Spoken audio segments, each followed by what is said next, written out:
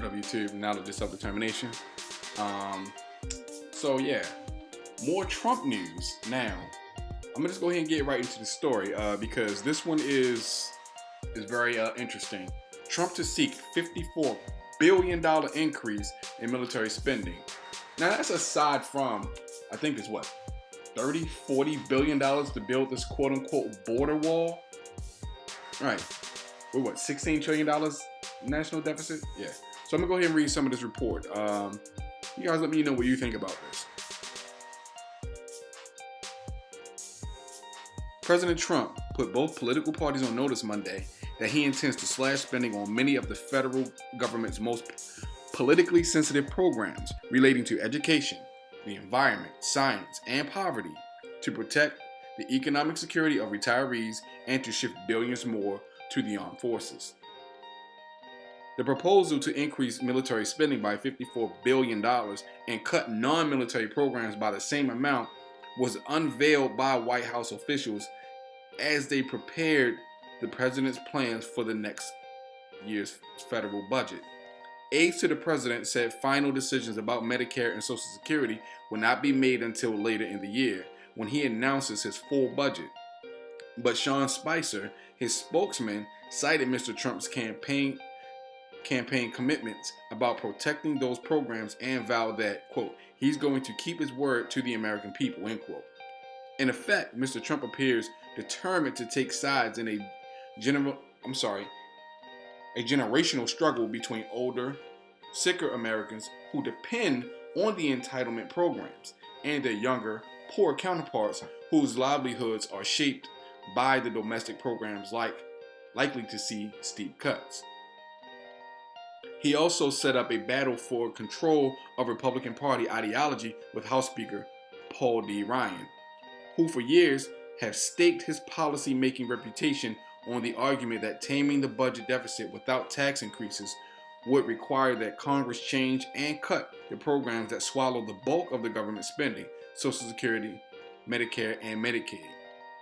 Now, this is what I want to talk about. There is no government program that sucks more money out of the country than the military spending. We have bases in a number of countries, military bases in a number of countries. That takes money. We have troops constantly deployed to these bases. We have troops fighting in the Middle East. There's constant military upgrades to weapons and the military building new aircraft, tanks, and things like that. The military is constantly consuming money. Medicare, Social Security, taking care of your people, your own people, mind you. The elderly, the sick. You're going to take money from these programs. So if you have an elderly parent that lives with you and their income is a part of your household, or you have an elderly parent that lives on their own, lives in a retirement community, because all those retirement communities are going to lower the rent now that Trump is taking money out of their pockets, because the elderly are going to be affected by the cuts in Medicare and the cuts in Social Security because they receive both. So, and their medical treatment already sucks as it is. They don't even get the best possible medical treatment.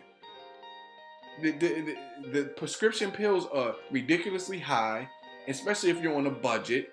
Your Medicare isn't going to cover the cost, but so much.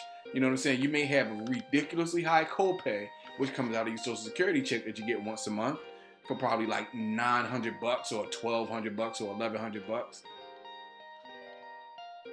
Why? What purpose does it serve to feed so much money into the military that already gets such a large portion of the national budget already as it is? What purpose does it serve? This is going to cut money to public schools too. And we already know, Betsy DeVos, the educational secretary, she's a complete moron. Seriously, this woman has no idea what her job really entails.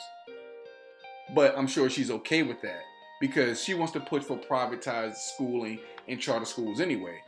And in doing something like this, taking money from the schools is a quicker way to push for that. Because let's face it, only people with money deserve to have education anyway, right? Come on, man. It's time to wake up, people. It's time to wake up. We need to get this man out of office. He needs to be impeached, and it doesn't look like it's coming. And it will include a historic increase in defense spending to rebuild the depleted military of the United States of America at a time we most need it. You guys have some more Trump news. The man that you guys see in front of you is the U.S. Attorney General, Jeff Sessions.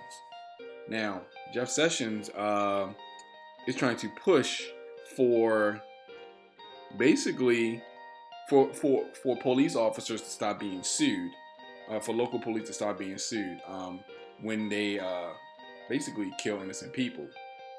So I'll go ahead and read some of the stories to you guys. U.S. Attorney General Jeff Sessions said on Tuesday that the federal government should stop spending money to sue local police departments, signaling a sharp departure from the previous administration's policy toward law enforcement exhibiting patterns of racism or excessive force. In his speech to the National Association of Attorneys General in Washington, Sessions said that the Justice Department should instead use its resources to help police figure out the best way to fight crime. He announced the formation of a Justice Department task force to look at deficiencies in current practices to combat crime and propose new legislation.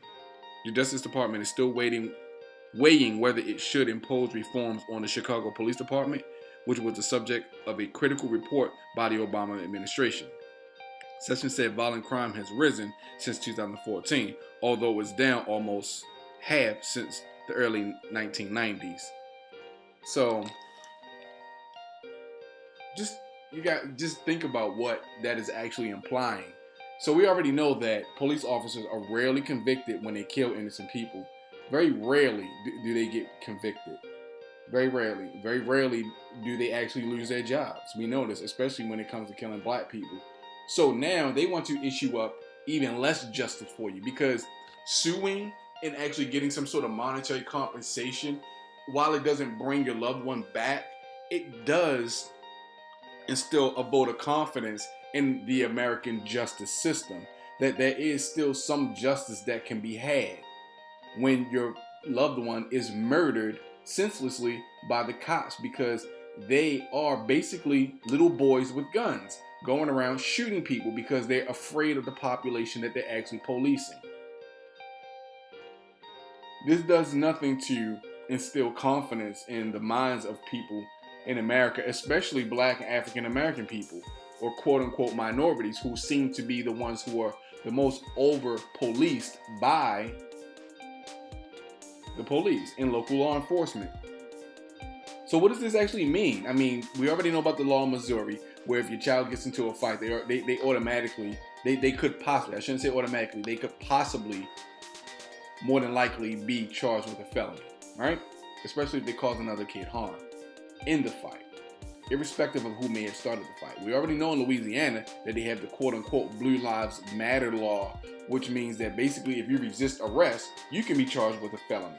So even if you weren't doing anything to actually warrant police attention or harassment, and you argue or try to defend yourself against the harassment, and the police officer says, stop resisting arrest, you're now being charged with the resisting of arrest and could receive a felony on your record and possibly do time for that felony.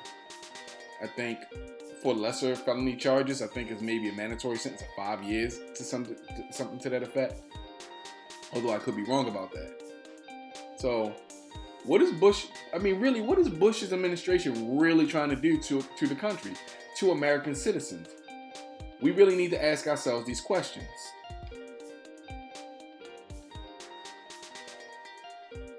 So Betsy DeVos is continuing to basically make herself look more and more incompetent at being the educational secretary under Donald Trump.